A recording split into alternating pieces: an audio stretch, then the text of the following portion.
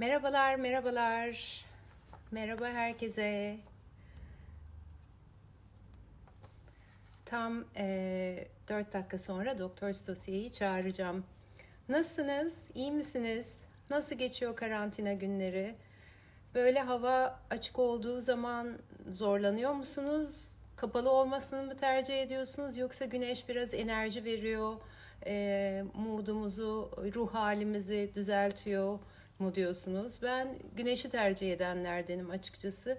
Gri, puslu, yağmurlu hava olduğu zaman biraz depresif oluyor. Zaten istediklerimizi yapamıyoruz, eve kapanıyoruz. Hiç olmazsa güneşli hava olsun, bir pencerenin önüne gidip güneşi hissetmek bile insanın ruh halini değiştiriyor, benimkine en azından. Bugün de öyle güzel bir gün. Siz de görüyorsunuz şu arkada birazcık mavi gökyüzünü. Hatta şöyle çevireyim. Havası kapalı olanlar için. Evet, bugün çok heyecanlıyım. Belki de dün akşam o yüzden iyi uyuyamadım. Çünkü Doktor Stossier bu tarz şeyleri pek kullanmaz, kabul etmez. Kendisi Instagram'da hiç yok. Vakti yok öyle şeylere çünkü.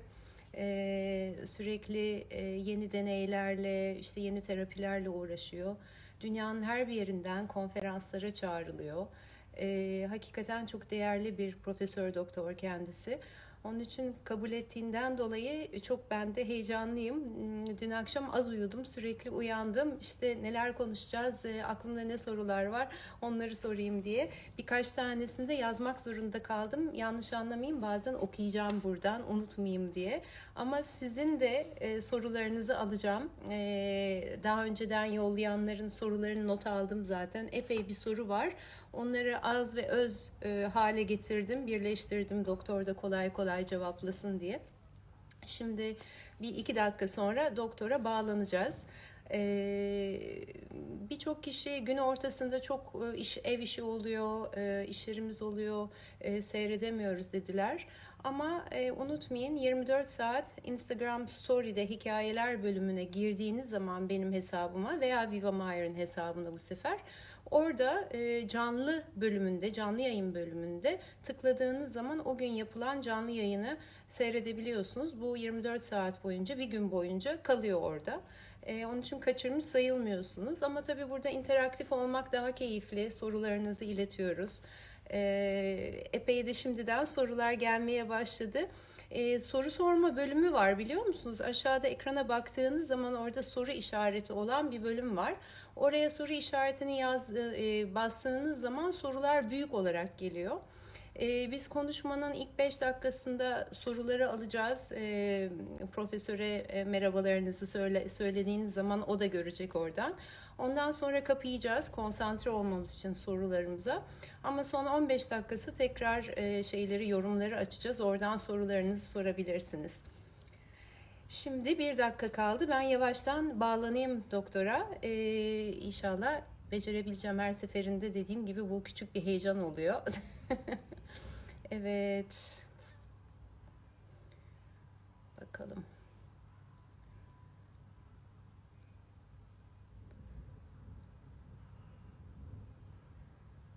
VIVAMAYR doktorundan request yok. Dolayısıyla buldum, kendisi geliyor. Görüntü ve ses iyi geliyor mu bu arada? Sesimi duyabiliyor musunuz? Yoksa biraz daha mı yüksek sesle konuşayım? Hello. Hello, doctor. How are you? Hello. I'm excellent. As you can see, I'm well prepared. Oh my God. Okay, I'm sorry. What should I do? Looks nice. Looks really nice. Are you at home in Austria right now? Yes, I'm in Austria in my office. Oh, in your office. Okay, yes. Wonderful. And how's the weather in Austria at the moment? The weather is perfect. We have sunny weather, springtime up to nearly 20 degrees. So that's a great area. Yeah. Much better weather than where I am, Istanbul. It's sunny, but it's pretty chilly at the moment. No. For this season, at least. Seems like the seasons are changing as well. How have you been coping with the quarantine, the confinement at home? I know you're a very active, busy person. Are you still keeping very busy at home as well? I'm still active. Yes, that's right. Of course, we are less traveling and less active in the profession, but still working. We had a lot of things to organize, and my next book is in print, so I have to do the correction of the book, and so that's enough to do. Can And you I'm give happy us a to have a tip? little bit more time. Can you give us a tip about your book? What is it about, at least? The book is a textbook for medical doctors about orthomolecular medicine. All right. Okay. So How not to very use much for minerals us, and but vitamins and trace elements in the therapy. your previous books were amazing. Thank Now, you. doctor, I think we're at the moment almost 130 people, as far as I can see. So I think Great. we should slowly start. Okay. Thank you for joining us. Before you joined us, I was telling the viewers that I'm very, very excited to have you, because first of all, I know you don't have generally much time for these webinars. You travel a lot and you see patients and you write books. You're a busy person. And also, you don't use Instagram and social media very much. I know about that. So not really. But since joining us yesterday, I have here it. on Instagram for me is a big gift, and for all of us. So thank you so much. The pleasure. It's the first time for me. Oh, right. Well, lucky me and lucky us. Great. Now, Thanks doctor, I wrote down a couple of questions for you. And as I told you, because I was so excited, I had to write them down. So I'm going to ask you my first question. Great. We've been hearing a lot and learning about healthy nutrition. And for the last 10 years, we've been bombarded with information. But I think these past couple of weeks, we had so much information out there, more than the sum of 10 years. And actually, what are interested to learn now is there a specific nutrition type to stay fit during quarantine, during the confinement? Because people do all sorts of things, and I'm not sure whether this is right for that person only. So I would say, what is the specific nutrition type for general people, and also exercise? First, there's no nutrition for quarantine, but we get I think we have to pay the price at the moment, because in the last couple of years we have compromised our immune system very much with the wrong nutrition. We have eaten too much. We have eaten a lot of sugar-containing food. We have high carbohydrate-containing foods, and we have less minerals and vitamins and trace elements in the nutrition, and that compromises our immune system very much. And so we got involved in this coronavirus disaster at the moment, and we have to pay respect to the research, yes, of course, but at the moment we know that we have much more possibilities in protection and also in the therapy to avoid this weakness of the immune system. So what we can do now to strengthen the immunity in that situation, of course, eat less sugar, because sugar, and when I'm talking about sugar, it's the industrial prepared carbohydrate containing white cereals, white sugar, and high concentrated sugar containing foods. Because sugar in general we need, yes, for our energy, but the industrial prepared sugar, the overdose of sugar, that leads to a weakness of the immune system, because our immune cells, they need a lot of, let's say, targeting possibilities, especially the white blood cells. They have, one of their functions is to kill the virus. And if there's a lot of sugar around, they are less active. Of course, we need vitamin D, and vitamin D is something we get from the sun. In our days, especially in our countries, in the winter time, it's not possible, so we have to get it from other sources. It's difficult to get it by nutrition, because you don't have so much vitamin D containing food in a natural form. So there, the supplementation, I think, is one of the easiest to get. Vitamin D is also important. We long thought vitamin D is only for the bone density and the quality of the bones. But in the meanwhile, we know vitamin D is also important for the immunity. Every immune cell depends on vitamin D.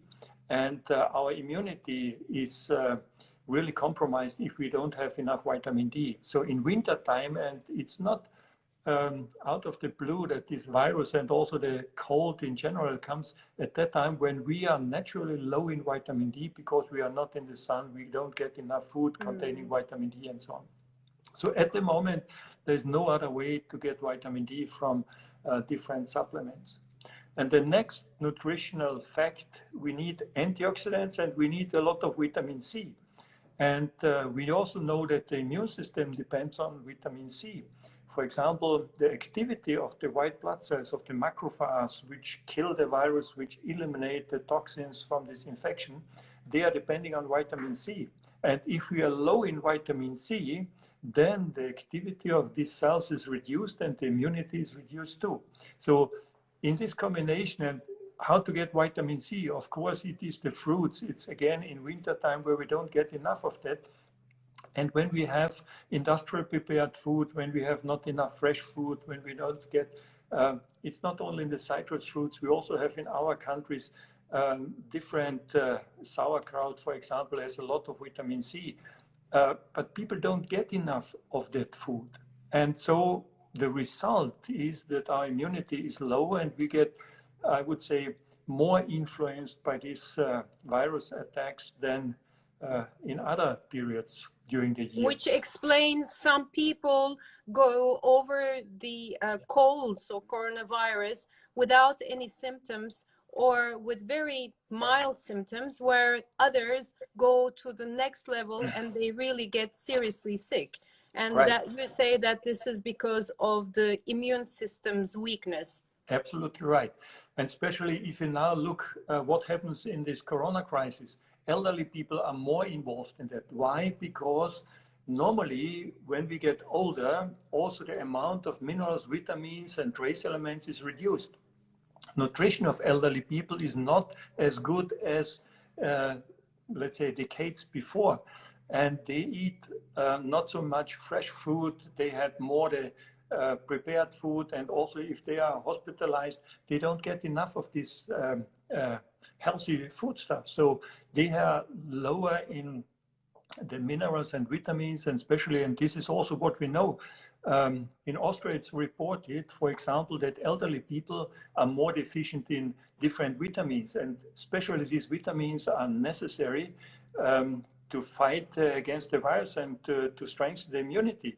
So for me, one of the most important things is this group should be, I would say, treated or protected by different minerals and vitamins in this situation, but in general, we have to pay the price also in that group. If we would guarantee that those people get more fresh food, more healthy food, I think the immunity will stay higher also for elderly people. I have a little story about this I want to share with you and the viewers. Last year, around this time, I think it was beginning of May, I went on a trip with your wife, Dr. Christine Stossier, and that was in the south of Turkey. And the trip was called VIVAMAYR at sea. And we were on the boat, a bunch of people doing your cure, the Mayer cure. And on the third or fourth day, we stopped in a lovely valley, which is called the Butterfly Valley.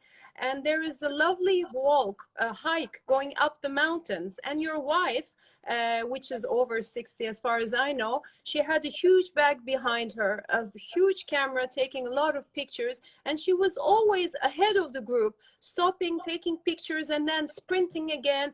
And in the middle of the hike, I was totally dead without, carrying anything. And she was still hype with a lot of energy. And I asked her, what's your secret?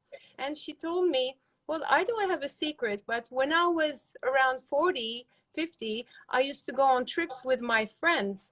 And I used to carry a huge bag with a lot of supplements, and they were making fun of me. And today I'm making fun of them because they're slower than me, but I kept all my levels high with minerals and vitamins, so I can carry on as I was in my 40s. So this was a great example for me, and I always remember that. Yeah, I agree totally. Nutrition is not something you can't eat a certain food and increase immediately the immunity. But this is a long-term effect. Nutrition is the best to protect every human being, except a few, one maybe. We eat 2 or 3 times a day. So this is a long-term effect. And if you support your body with the right nutrients, I would say lifelong, of course, then you have the best protection, but also, and this is important, and maybe people have now the possibility, nutrition includes also fasting. That means we are not able always to support us to eat food, to metabolize it, especially in these days where you're at home and not physically active as we are used to be. If we eat the same amount of food, what should we do with the energy? We can't use the energy because we are not physically active as we should.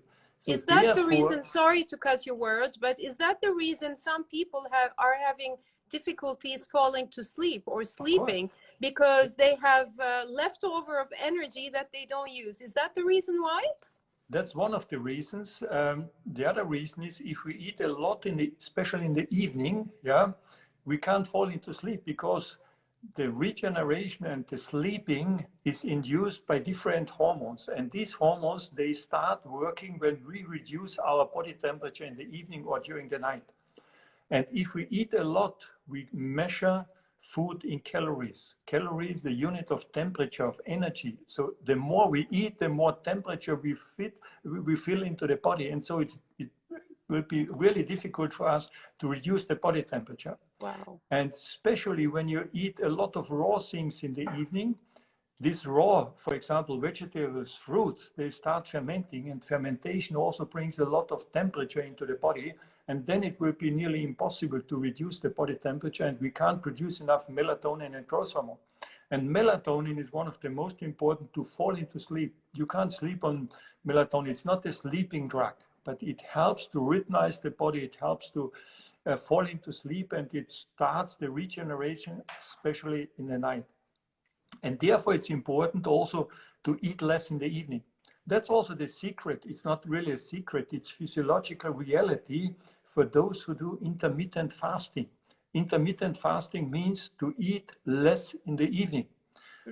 If you interpret intermittent fasting in the wrong way, that means if you eat a lot in the evening and then you think you can stay away from food for 16 hours, that's not physiological written. If you eat too much in the evening, then of course you eat a lot more, not able to metabolize it. You start fermentation, and then it takes much more than 60 hours to work on that food.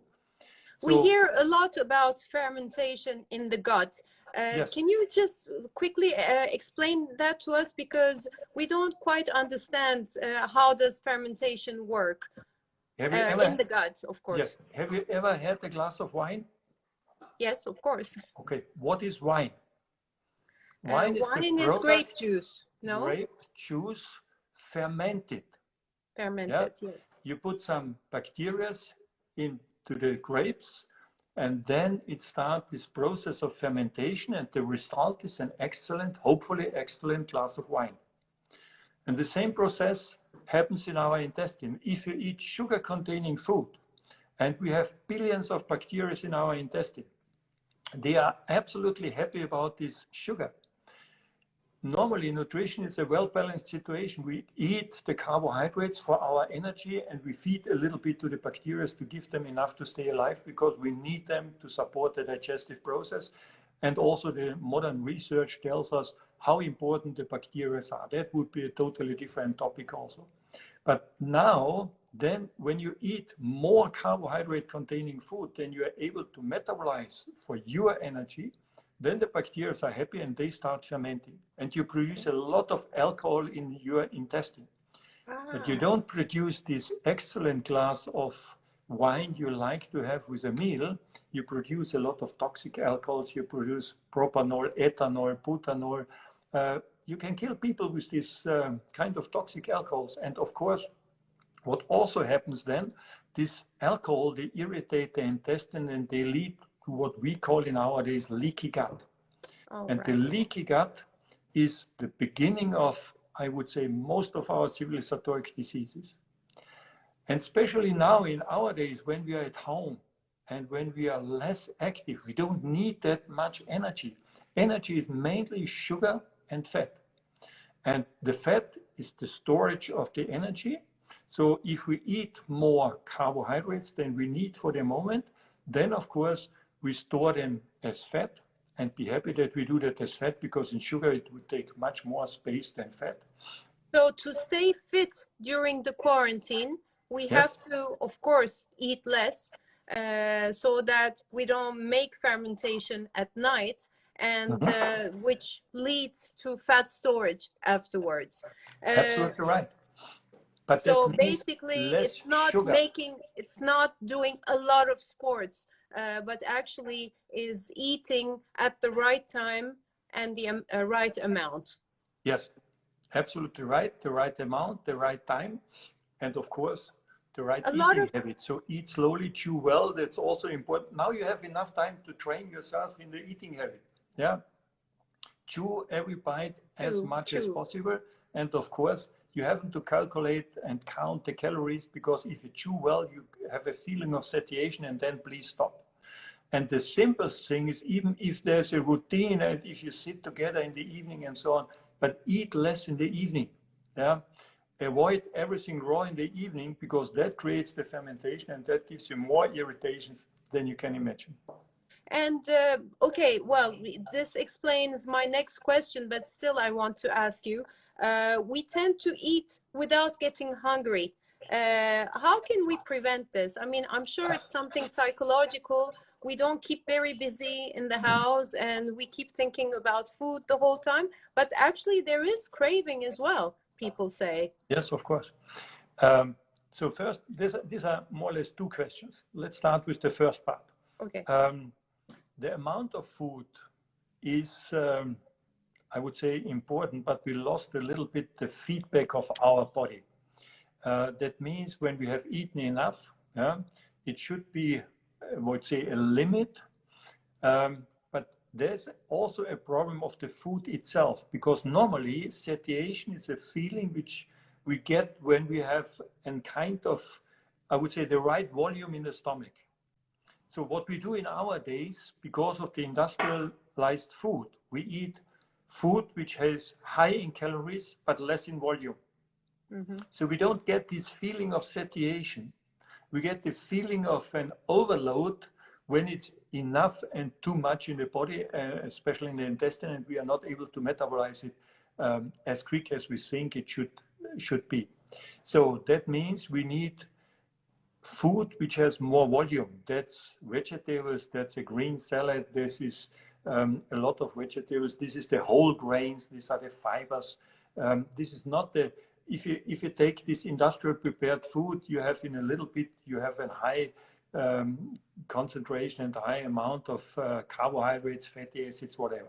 So we need more volume, and of course, if you chew, you increase the volume too. That's the first. The second, you're asking for craving. Yes. Yes. Why? Because there are two things. Craving could be because the body needs, especially in this situation now when we want to support the immune system, the body needs some minerals and vitamins. But we eat food which is not enough concentrated and has not enough ingredients. So we are craving for these ingredients. And we know from our physiology, from the background, from the evolution, that would be the right food, and normally it should be in that food. So and we want to have that food. And then we crave for that food, but it's not enough. It's never enough, because there are not enough micronutrients in this food. And micronutrients is another word for minerals, vitamins, and trace elements. So we eat food which is low in this. What we would need is more biological food. What we would need is more organic food, because we know in that kind of food we have more ingredients, and it helps better to support the body with our need of micronutrients. And the third aspect of that is, especially for those who are suffering from any allergies or food intolerances, we have a lot of stress. Also in our times, we have the difficulty we stay at home, that's a stressful situation, and so That's my next question. I'm coming to that. on. Okay, then let me No, okay. Now that we're talking, let me find a bridge to that question. But okay, very often people eat exactly the wrong food to challenge the hormonal system, especially adrenals, because if you eat the wrong food, you produce a lot of cortisol to fight against this intolerant food.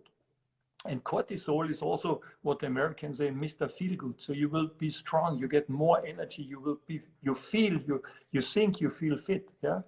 But this is only to fight against this stressful situation. It's not a physiological stress.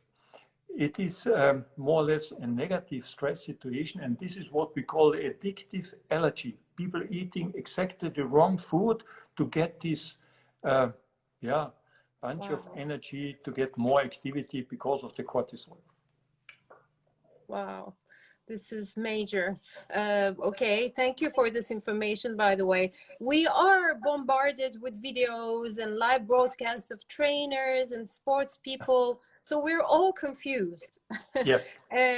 What is the best exercise to do at home, and what type of exercise and intensity is the best? And actually, is there a way of measuring everybody's needed exercise level? Because I know for each individual exercise should be different. A 60-year-old person's exercise and a 20-year-old person's exercise shouldn't be the same. So how is there a way of measuring this? Yes, of course. So first of all, I think we have I would say, exercise industry. Every fitness guru recommends you different ways of being fit and being active. If you go back again, let's say a few generations or even a few hundred years, people had to walk, let's say, 20,000 steps a day to get enough food. Yeah. In our days, people are walking maybe 2,000, 3,000, except you are traveling in an airport like Istanbul and going from A to B, and then you are 6 kilometers on the way. Yeah, the new airport. But you don't do that every day. So as long as you are able to go out, please walk.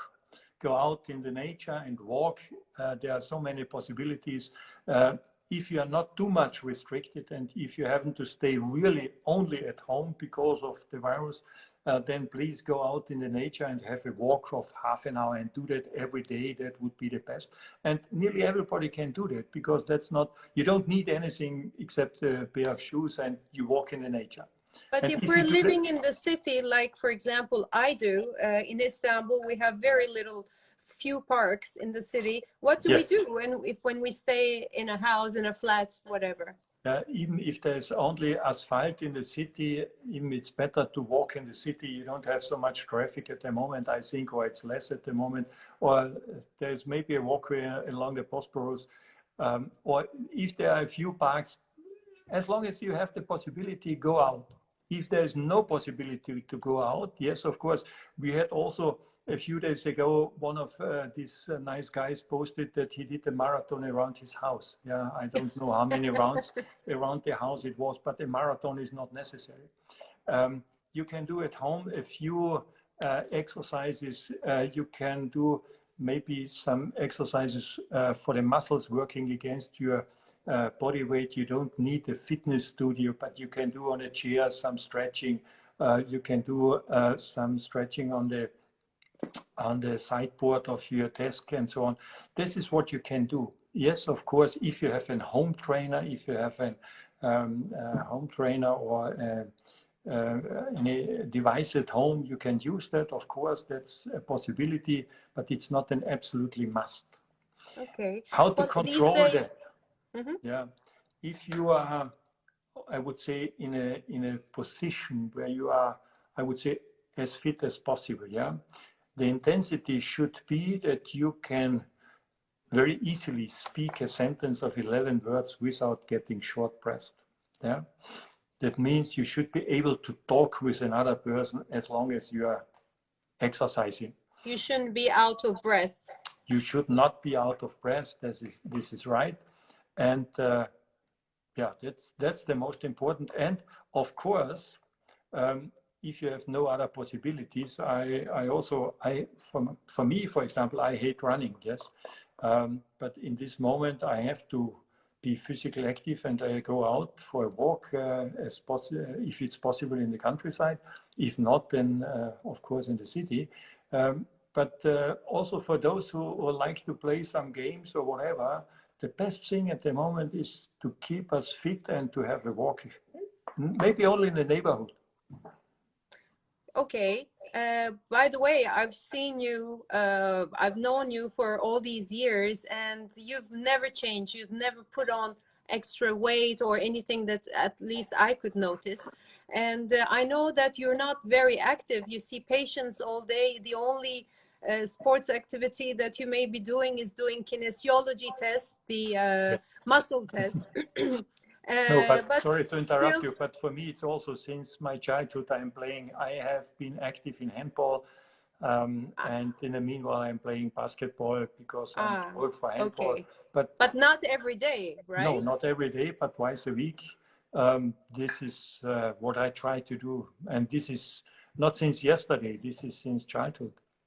That's wonderful. I think So it's it's also important something that your body is used to, a kind of workout that your body is used to. Of course, I've always been physically active, but nevertheless, it's not only the physical activity. This is part of the healthy lifestyle.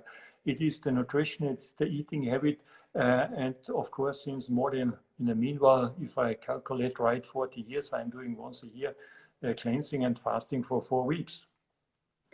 Okay, well, let's talk about the emotional health. Yeah. How come fear and anger create diseases? You know, when you're stressed from fear or anger, you immediately may become sick. And how does positive thinking and good imagination, positive imagination are helpful to protect us? And so this is a very valuable information these days. First of all, we have established a new field in the medicine, which is more or less, or which researches more or less the relation between physiology, immunity, and emotions.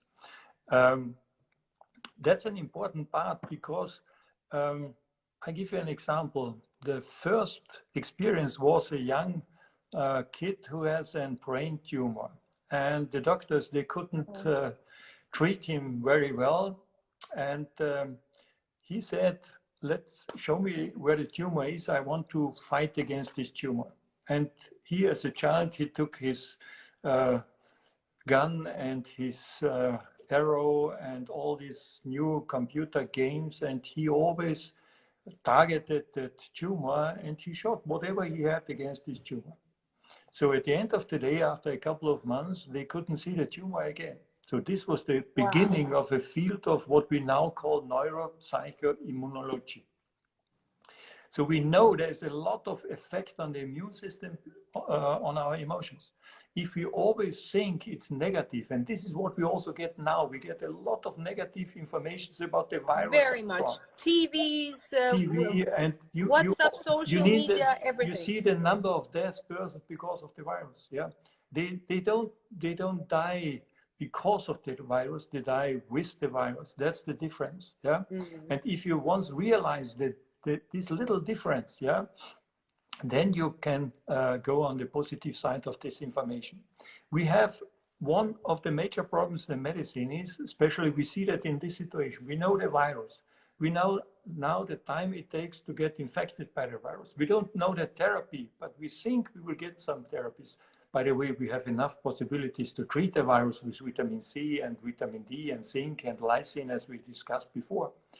But this is what we have, the typical pathogenetic thinking and modeling in the medicine. What we should have is also, this is the salutogenetic aspect. That means what can we do to stay healthy, to stay fit, lucky, and healthy. And there's one of the most important things is the emotion.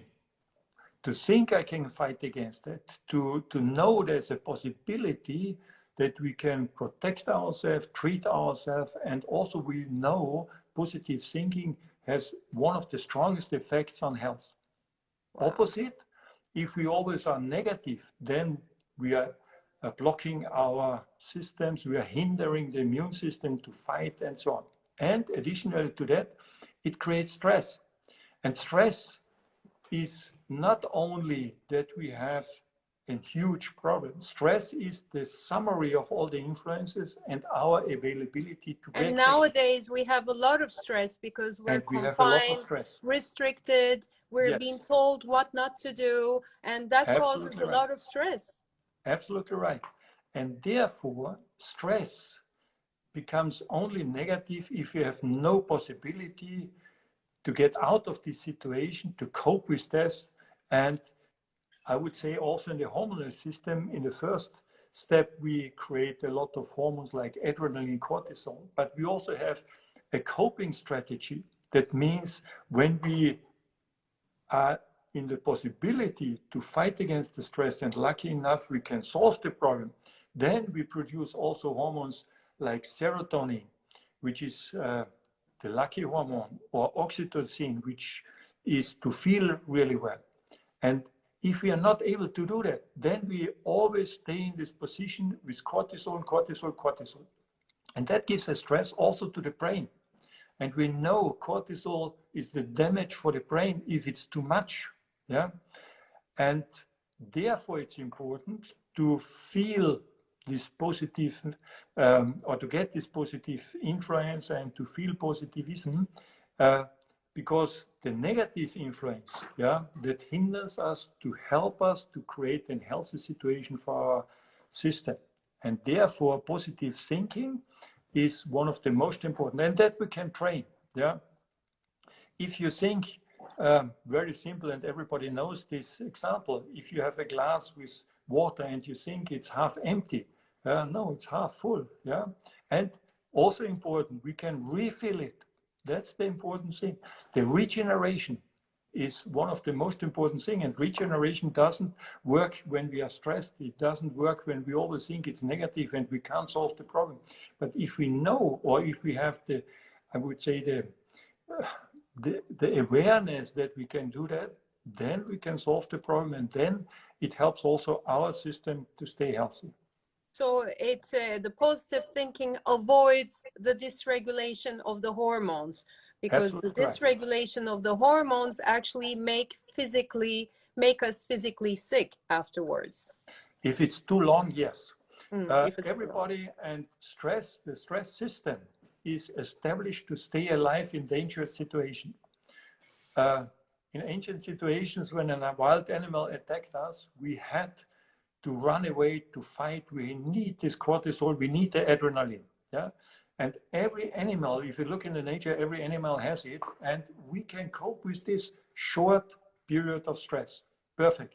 But we are not the right beings to adapt for chronic stress. That creates illness, diseases, and at the end of the day, death.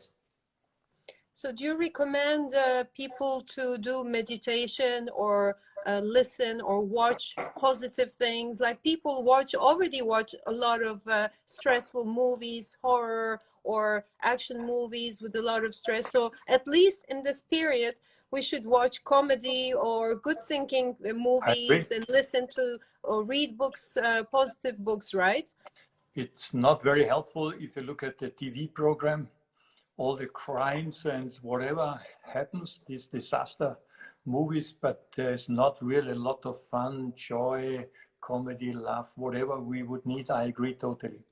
Meditation is one possibility. At the moment we have this awareness, and you should, these positive aspects, they have different names, but yes, to rest and regenerate people, you can use a pray, you can listen music, you can enjoy the nature, you can read a book and you have some few sentences, you can discuss few things with a person you like. There are many possibilities. Yeah, it's not only meditation, but yes, that's a possibility. If you look at the Eastern community and social systems, they have more Tai Chi, Qigong, and all these things. In our countries, we have less of that. And especially we lost a little bit the roots to this way of relaxation I think in these days it would be a good idea to look back a little bit what our parents did and what we have been trained and our grandparents did. And I think it's a good possibility to establish one of these methods again for us. Even enjoying a nice meal around the table Yes, with the loved ones in your homes also is a form of positive thinking, meditation. I want to come back to the subject of the supplements. Now, we must have in these difficult times definitely some supplements to keep our immune system high and, you know, our health in a better way, preserve it in a better way. What are the supplements that we must take, and what are the amounts according to people, of course?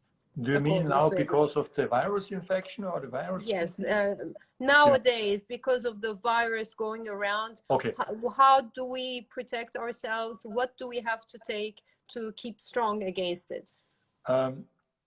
Because we have no really medicine against the virus, but all these remedies which are announced to work, they increase the level of zinc.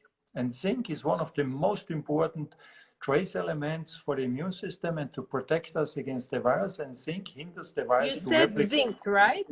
Zinc. Trace element zinc. The Cinco. minimum is 30 milligrams a day, and ideally you can take it in the evening because zinc also supports all the processes of sleeping and regeneration. Interesting. The second is vitamin C. Vitamin C is important for the immunity. Vitamin C is also against the replication of the virus, and vitamin C is as well as a protection, but also a therapy. Vitamin C, the intake or the reabsorption of vitamin C depends on the amount you take. The more you take, the less you reabsorb. So you have to take it in divided dosages during the day. So the minimum is 3-4 times a day. And I wouldn't take more than 1 gram at once, but if you can take 3 times 1 gram, that would be perfect. 1,000 milligrams. 1,000 milligrams. Important vitamin C, you should have a so-called buffered vitamin C. Why? Because vitamin C is ascorbic acid. If we take a pure acid, it brings acidity into the system, and we have to neutralize the acidity so that it's better and it works better and it's less irritating the stomach and so on if you take a so-called buffered vitamin C. Also important, but that's important for all these supplements, the quality. If you take a tablet of vitamin C and you take more, for example, 500 milligrams vitamin C, and the tablet has 2 grams, you have 1,500 milligrams of substances you don't need. So to avoid all these additives, preservatives, coatings, whatever, take capsules or powder. And then you have the pure substances and you don't have any additives we don't need. The third substance is lysine. It's an amino acid. And this amino acid, lysine, L-Y-S-I-N, lysine. And this amino acid is important against the virus because the virus, they need another amino acid, arginine. And lysine reduces arginine, and so arginine is not available for the virus, and the virus again can't replicate. These are the most important things. Plus, and lysine dosage about 1,000 milligrams to protect you. And in the therapy, if you really have an infection, it could be a little bit more. And last but not least, it's vitamin D. And vitamin D should be about 4,000 to 5,000 units per day, depending on your body weight. If you have a higher body weight, you need maybe a little bit more, but I wouldn't go less than 4,000 to 5,000. You also can take 10,000 a day in that days. This is the absolutely safe dosage of vitamin D. There are no adverse side effects up to 10,000 units per day, especially for those who are very low after winter time and not enough sun, but you are lucky in Istanbul, for sure there's more sun.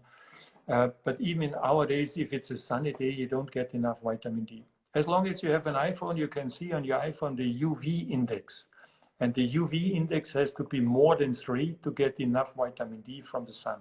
As long as it's less than 3, then you take vitamin D. Doctor, talking about vitamin D, I know I didn't tell you about this question, but as far as I know, this summer you went somewhere to study vitamin D Yes. and make studies on vitamin D. Yes. Is it true the things that they say about vitamin D, that it can cure people from big diseases? I mean, what is the general look to it nowadays? And you, as a professor doctor, throughout your researches, are there any tips that you want to give to us? Yes, vitamin D. I went to Brazil in Sao Paulo. There's a professor called Coimbra, and he created a protocol for special diseases. And these are autoimmune diseases and MS, so multiple sclerosis, and other autoimmune diseases with high dosages of vitamin D. The background of that is that we have what we call a vitamin D resistance. That means the vitamin D we produce is not working well in our body because there are many possibilities that the vitamin D is not reacting physiologically in the way we think it should. That could be because of some receptor defects, that could be of high concentration of heavy metals, that could be because other cofactors are missing. So there are many possibilities, but at the end of the day, vitamin D is not working in the normal dosage. Then you need higher concentrations in the therapy. This is only a therapy for specific diseases. This is nothing which somebody should do out of the blue because he thinks he needs vitamin D. No, you need not preventative, only for therapy for specific people. Only for therapy for specific diseases.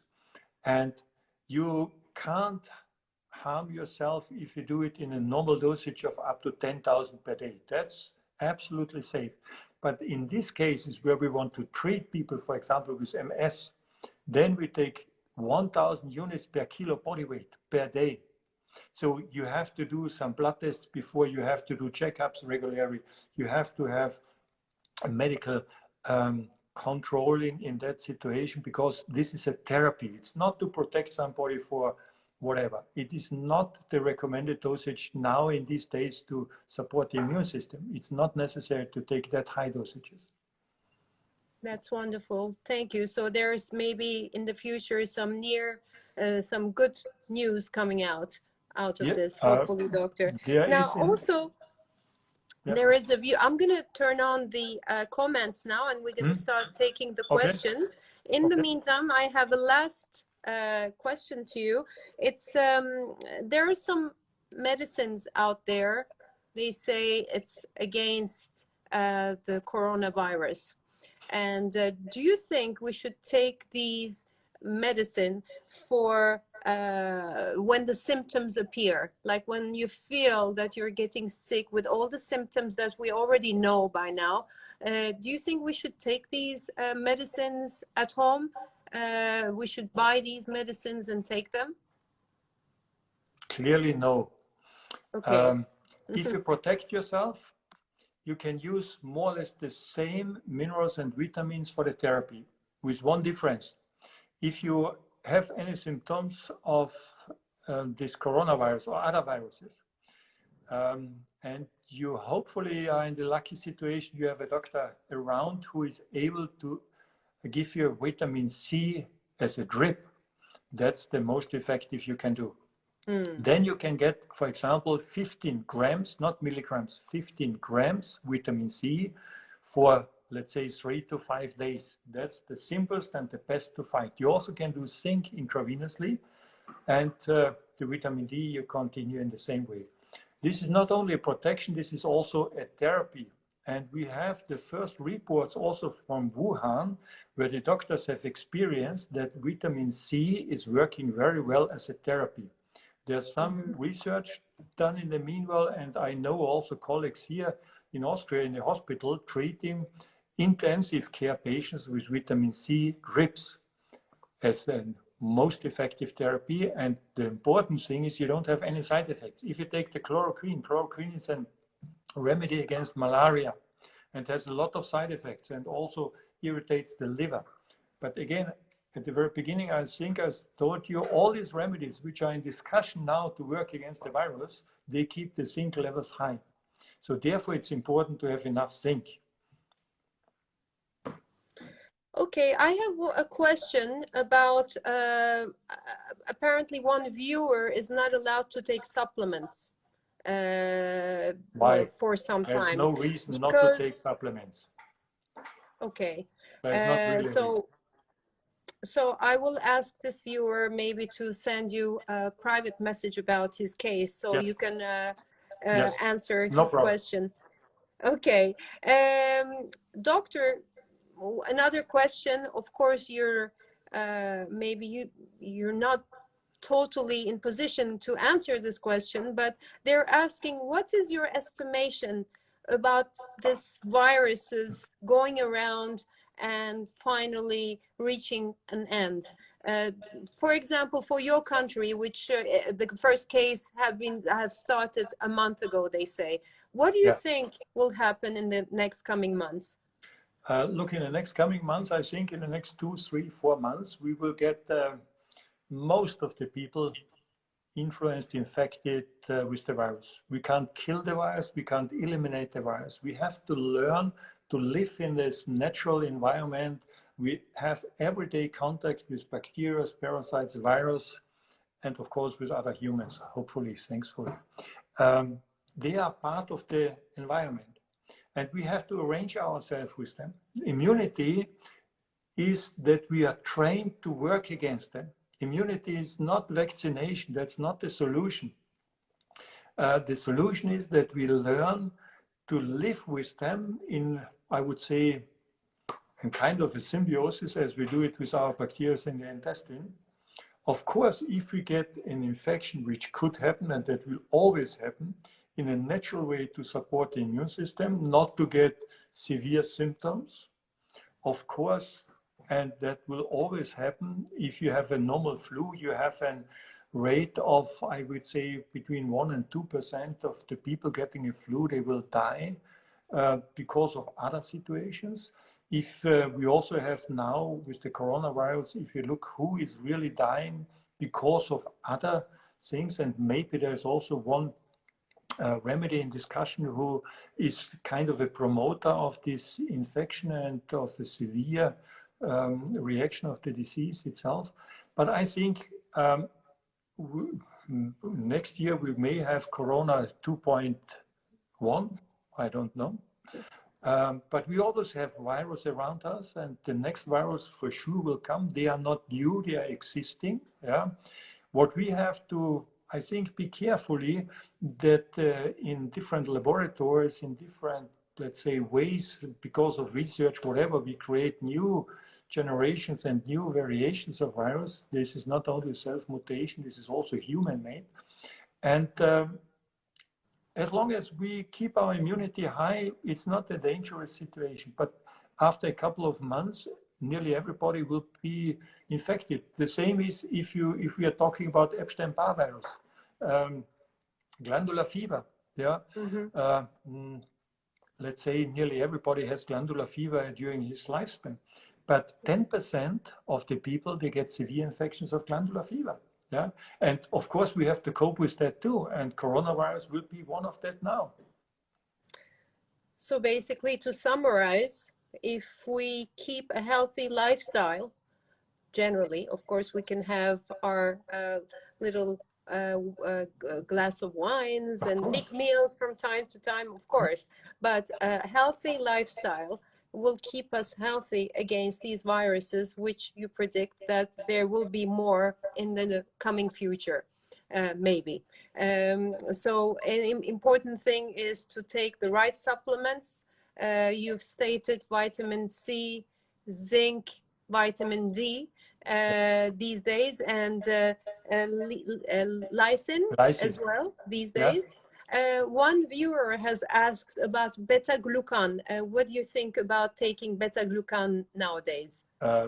This is, I think, necessary for people who have a sugar handling problem, but not so much for the immunity and not so much for specific for virus problems. Well, Doctor, thank you so much for all this information, which was very necessary these days. So let's not tire ourselves. Let's walk, try to do small exercises, a lot of stretches. Good sleep is very important. Yes. Don't eat late at night. One of your information that you explained, which was very useful to all of us. So these are the things that I can summarize at the moment, but I will also ask the viewers to send you private emails for their private questions, as I have quite a few here. If there are some questions, I will be happy to answer them. Yes. Okay, wonderful. Thank you so much, and hope to talk to you very soon again with maybe some better news out there for all of us. Great. All the best. Thank you, to all of you. Doctor. Okay. Thank you. Bye. Greetings from Bye Austria. bye. Bye. Thank you.